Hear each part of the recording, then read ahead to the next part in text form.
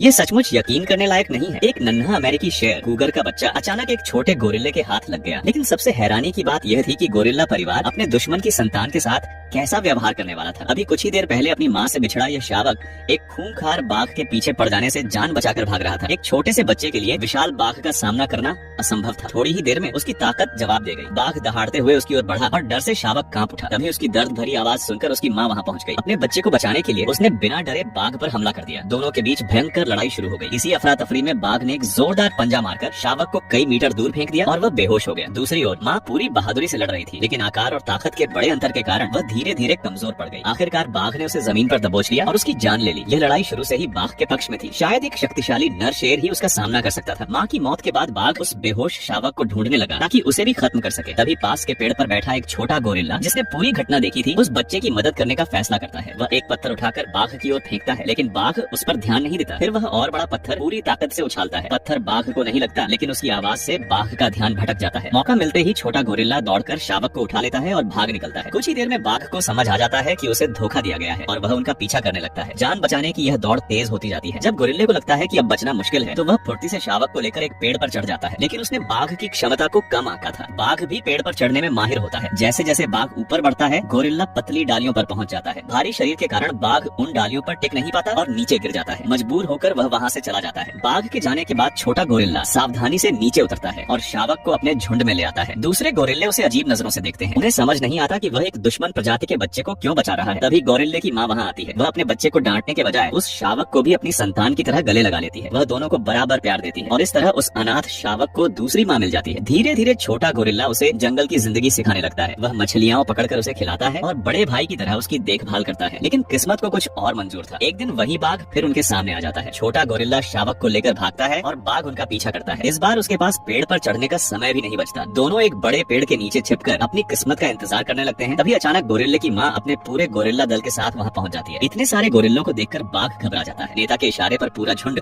बाघ पर हमला कर देता है और अंत में उसे भागना पड़ता है। प्रकृति में अक्सर कठोरता होती है, लेकिन ममता हर सीमा को पार कर सकती है। एक माँ का प्यार जाति और प्रजाति नहीं देखता। गोरिल्ला माँ ने एक अनाथ शावक को अपनाकर यह साबित कर दिया कि दया और करुणा किसी एक जीव की नहीं, बल्कि पूरे जीवन की सबसे बड़ी ताकत